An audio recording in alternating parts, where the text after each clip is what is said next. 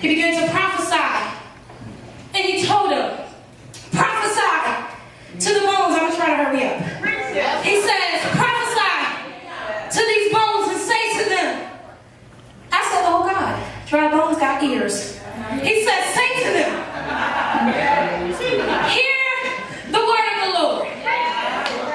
This is for the people that are worried about the other people who come to church and act like they don't hear the word. Dry bones have ears. So then, that says to me that if you are choosing to not respond to the word of the Lord, it is a choice. If you are choosing not to worship when the presence of the Lord comes into the house, it is a choice. You telling the truth, Crash? If you are choosing, like our minister in training said, to come here, to eat the word, to get fat, and not grow, it is a choice. It's hard, but it's true. It's a choice. Because the Bible says that dry bones have ears.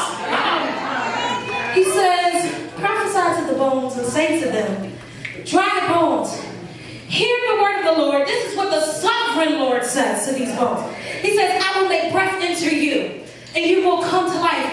And then he begins to say, I will attach tendons to you. Tendons is the thing, it's the connector, it's the fibrous tissues. I'm going to give you the thing that allows you to move again and allows you to be agile again. I'm getting ready to give you tendons. You might be scattered right now. You might feel like you're all over the place right now. But I'm about to give you tendons. I'm about to reconnect you. I'm about to put you back together again. He says, I'm going to give you tendons. And then he says, and make flesh come upon you, and I will cover you with skin. Don't you love that the God that we serve is so gracious and merciful that he wouldn't leave us exposed?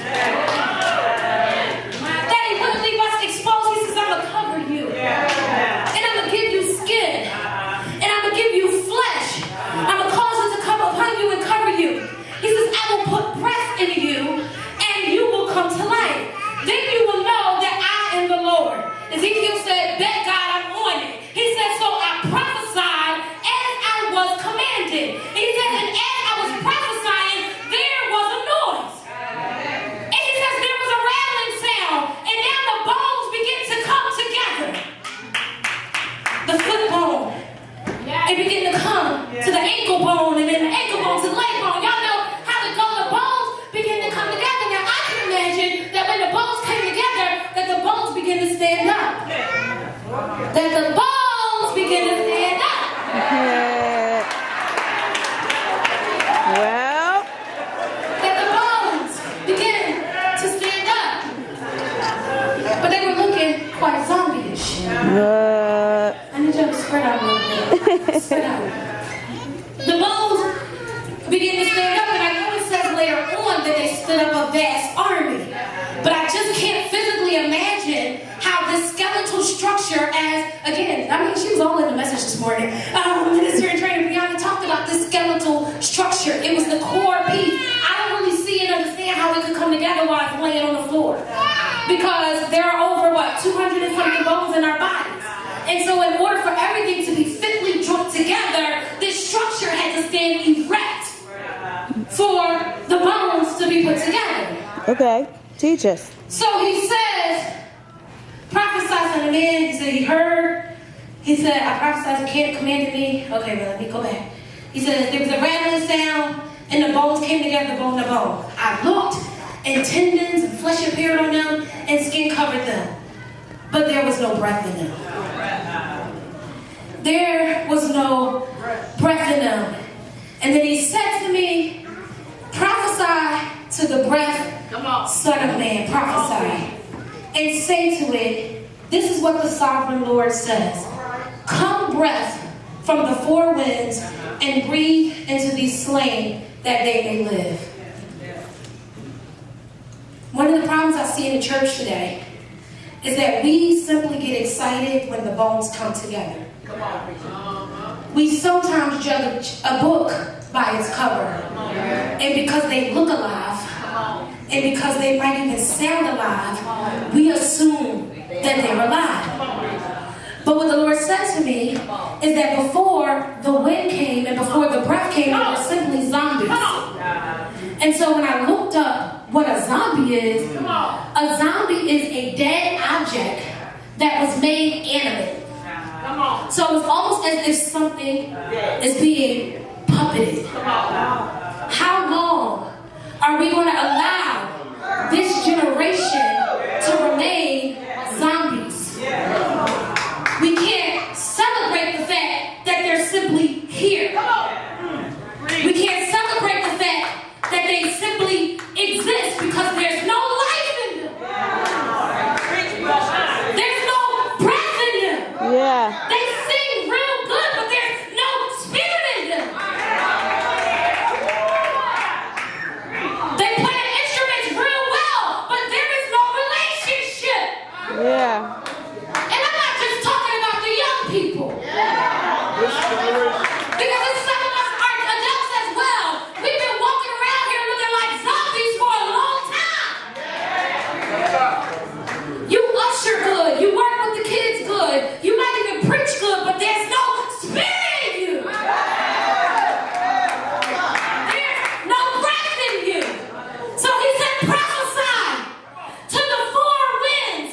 And you know, I couldn't just leave that alone. I said, God, why the four winds? Because when you go back to your arms hard, you can just put them down a little bit. It's okay. When you go back to Genesis chapter 1, chapter 2, when he created man, God breathed into him himself. He blew breath into him himself. So I said, why is he prophesying to the four winds? What are the four winds? He says the winds represent the Ruach. It represents the Spirit of God. It's coming from the north, the south, the east, and the west. And to me, that said